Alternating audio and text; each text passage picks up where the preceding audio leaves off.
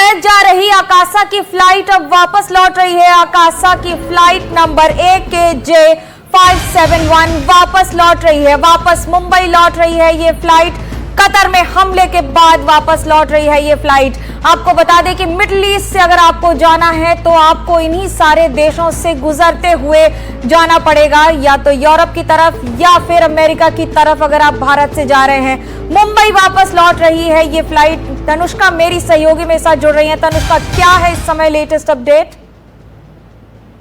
जी बिल्कुल, जैसा कि आप कह रही हैं, आकाशा एयर की ये फ्लाइट AKJ 571 जो कुवैत जा रही थी मुंबई से, वो मुंबई के लिए वापस आ रही है। ये एक्शन लिया गया है, डिसीजन लिया गया है एयर पर ही पायलट से। जब ये डिसीजन इस वजह से लिया गया क्योंकि ईरान ने मिसाइल्स लॉन्च किए हैं US बेसिस पर जो कतर में है। कतर की एयर स्पेस को भी क्लोज कर दी गई है, UAE की भी एयर स्पेस को भी क्लोज कर दी गई है। कई सारी जो इस एयर स्पेस पर ट्रैवल कर रही थी वो अभी अबाउट टर्न लेके अपने ओरिजिन स्पॉट पर वापस जा रही है। तो आकाशा एयर की भी ये फ्लाइट अभी मुंबई वापस आ रही है। क्या हम ये माने कि इस तरह और भी कई फ्लाइट्स को वापस लौटना पड़ेगा या उन्हें वापस लौटाया जाएगा अपने बेस स्टेशन पे? जी बिल्कुल, ऐसी कई सारी फ्लाइट्स अभी हम जब बात कर रहे हैं तब भी वापस जा रही है। कुवैत सिटी से शारजा की भी जो फ्लाइट जा रही थी वो वापस आ रही है।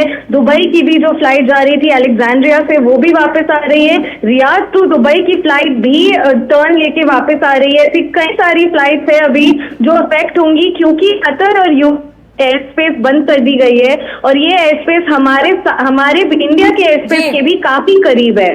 आपको तस्वीरें दिखा रहे हैं, हम सैटेलाइट इमेजेस दिखा रहे हैं कि कुवैत जा रही आकाशा की फ्लाइट वापस लौट रही है, तो वहीं दूसरी ओर आपको हम मिसाइल दागे जाने की ये वीडियोस दिखा रहे हैं। इससे ये तो बात साफ है कि इस समय जो एयर स्पेस को बंद किया गया है वो सुरक्षा के कारणों से अंतर्राष्ट्रीय स्तर पर, और जब भी यात्री विमान इन इलाकों से गुजरते हैं तो उन्हें कभी भी अगर आपको मिसाइल अटैक का अंदेशा होता है तो उसे इलाके को, उस पूरे एयर स्पेस को बंद कर दिया जाता है। ये एहतियातन के तौर पे किया जाता है। एहतियात इसलिए क्योंकि इस तरह के मिसाइल अटैक में ये अनुमान लगाना संभव नहीं होता कि किसी भी यात्री विमान कहीं उसकी जद में ना आ जाए, नुकसान कई गुना ज्यादा ना हो जाए। और जैसा दोनों देश बार बार कह रहे हैं और ये साफ कर रहे हैं कि वो सिर्फ और सिर्फ सैन्य ठिकानों पर ये हमले कर रहे हैं। मैं आपको ये तस्वीरें दिखा रहे हैं, पश्चिमी एशिया में अमेरिकी सैन्य बेस हैं।